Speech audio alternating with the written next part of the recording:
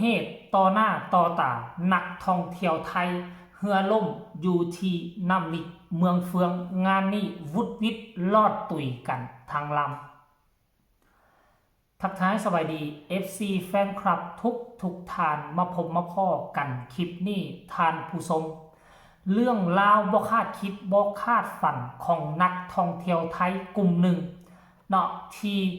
ไปเที่ยวเมืองเฟืองซึ่งเป็นเมืองท่องเที่ยวติดอันดับ3ของประเทศลาวไปแล้ว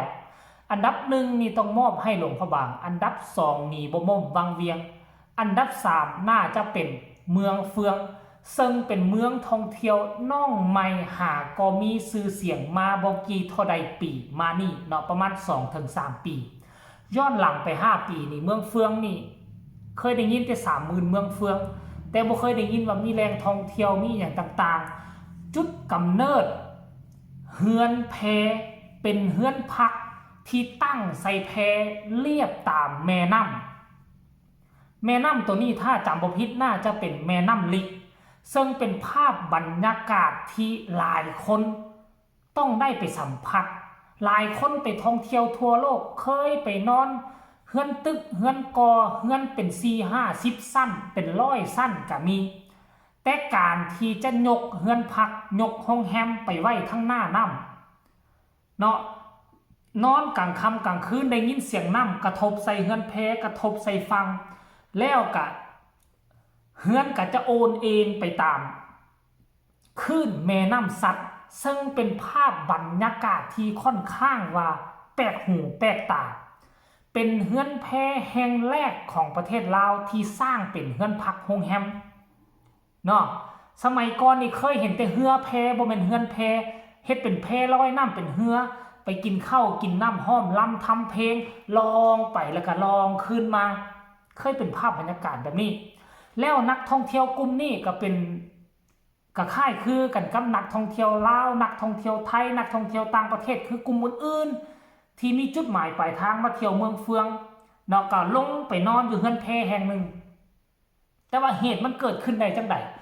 เหตุเกิดขึ้นนี่บ่ได้เกิดขึ้นกับนักท่องเที่ยวกลุ่มนี้มีประมาณเกือบ10คนแหละกำลังนั่งกินข้าวอยู่ก็มีเรือลำน้อยหนึ่งมาเทียบท่าใส่บนระเบียงหั่นซึ่งเป็นกิจกรรมและเป็นเอกลักษณ์ของเมืองเฟืองไปแล้วบ่ว่าจะเป็นตอนกลางเว้นบ่ว่าจะเป็นตอนกลางคืนก็จะเห็นเรือน้อยหลายลำความกว้างกับประมาณแมตรกว่าๆนี่แหละแมตรนึงนี่แหละเนาะแล้วก็เฮ็ดหลังคามุงอยู่ในหั่นก็จะมีขายข้าวต้มข้าวนมข้าวเหนียวหมูปิ้งไก่เกยอย่างต่างๆคือครบสุดเครื่องหยอกเครื่องย่อยครบสุดเพราะว่าอย่างคนที่จะไปนอนเฮือนแพนี่ละแม่นต้องได้ไปซื้ออาหารอยู่ทางตลาดแล้วก็มาเฮ็ดกินแต่งกินเองส่วนใหญ่จะเป็นแบบนี้เนาะเพราะฉะนั้นล่ะมีเฮือมาขายเครื่องขายของมันจึงเป็นสิ่งอำนวยความสะดวกนักท่องเที่ยวไทยก็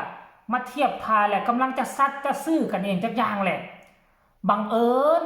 น้ำเที่ยวมาจอดใส่ปุ๊บเรือลำน้อยน้ำกระตีใส่ข้างเรือทั้งฝั่งนี่ก็มาอัดใส่บนเฮือนแพนี่เรือก็เลยล่มไปนักท่องเที่ยวกำลังกินข้าวกันแซ่บซ้อยกระโดดหนีกระเจิงไปช่วยเรือพ่อแม่ลูก3คนนั่น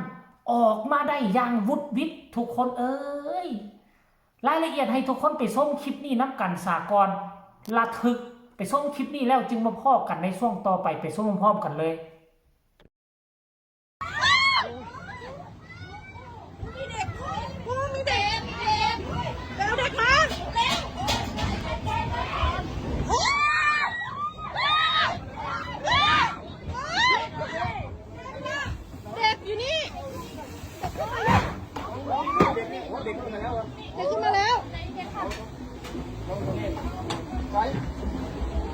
ออกมากันหมดหรือยัง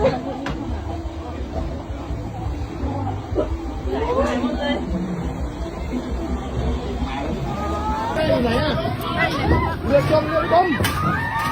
เฮ้ยคนล่ะพี่ผู้หญิงอ่ะ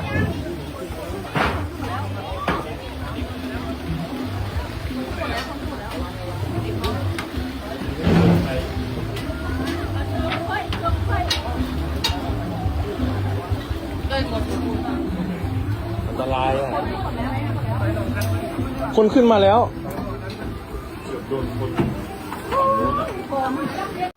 เห็นบ่ทุกคน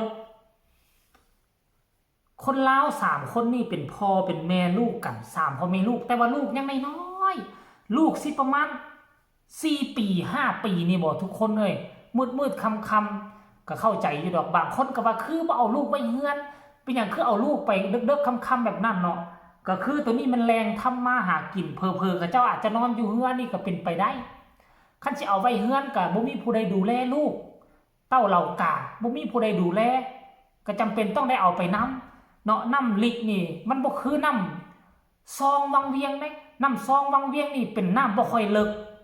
เป็นน้ำที่ยามนี่น้ำแห้งเป็นแม่น้ำที่เป็นแองแล้วนี่นะแต่ว่าน้ำลิกนี่นะมันเป็นเลิกลงแบบนี้เลยทุกคนเลิกลงแบบนี้ความเลิกนี่ถามว่าเลิกหลายก็บ่เลิกก็สิประมาณ2 เมตรกว่าๆแต่ว่ามันเป็นตะฟังเลิกมันบ่เป็นน้ำแบบเป็นมิหาดแล้วนี่ไปน้ำมองที่เขาเจ้าตั้งนั่นน่ะบัดนี้มีการสร้างเฮือนแพลักษณะคือลื่นล่ำออกไปในแม่น้ำเฮ็ดให้ความแคบของน้ำมันก็สิแคบเข้าตื้มเพราะว่าปกติน้ำจะไหลได้สะดวกสบายมีเฮือนแพไปตั้งใส่น้ำก็ไหลกระทบสิเฮือนแพก็มีการเบี่ยงเบนสายน้ำไปเฮือไปอัดใส่ตื้มน้ำไหลทางเข้ามาแห้งมันก็เลยกลายเป็นเรื่องเฮือล่มในค่ำคืนที่ผ่านมานี่โชคดีที่บ่แม่นเฮือที่กระเจ้าเป็นเฮือแพที่กระเจ้าพานักท่องเที่ยวแล่นขึ้นแล่นลงคันเฮือตัวนั้นล่มนักหนาสากันชีวิตของนักท่องเที่ยวอาจจะลำบากแต่อันนี้โชคดีนักท่องเที่ยวไทยกลุ่มนี้นั่งกินข้าวอยู่เนาะบ่ได้ไปนั่งเฮือนั่งแพแต่ว่าก็เกิดขึ้นต่อหน้าต่อตาเลยแต่ก็ขอบอกใจพี่น้องชาวไทยในกลุ่มนี้เนาะกระโดดเข้าไปดึงแขนเอาเด็กน้อยหั่นดึงแขนเอาเจ้าของเฮือเป็นผู้ชายออกมาได้แต่ว่าผู้เป็นเมียออกมาก่อนแล้วพอเฮือนี่มันจมอยู่ทั้งตอนท้ายเฮือก่อนทั้งหัวเฮือนี่เงื่องขึ้นเมียอยู่ทั้งหัวเฮือกันหนีเข้ามาทันแต่ลูกอยู่เครื่องกลางเกือบบ่รอดท่านผู้ชม FC แฟนคลับเอาอุทาหรณ์สอนใจยังโชคดีที่บ่มีภัยเนาะจมหายไปกับน้ำและก็การสูญเสียอุปกรณ์เฮือและก็หลายล้านเติบท่านผู้ชม FC แฟนคลับอันนี้ก็เอามาเล่าสู่ทุกคนฟังพอเห็นมันแชร์กันเต็มแอฟฟ้าเต็มหน้าเฟซเลื่อนไปทั้งใดก็เห็นอึกทึกคือโคมตั้งแต่เมื่อคืนนี่พุ่นละท่านผู้ชมเอ้ยเอาคลิปนี้ฝากฟังเอาไว้ซ้ำนี้มีคำคิดคำเห็นส่งข่าวมาได้ทางใต้คอมเมนต์พอกันไหมในคลิปหน้าสบายดี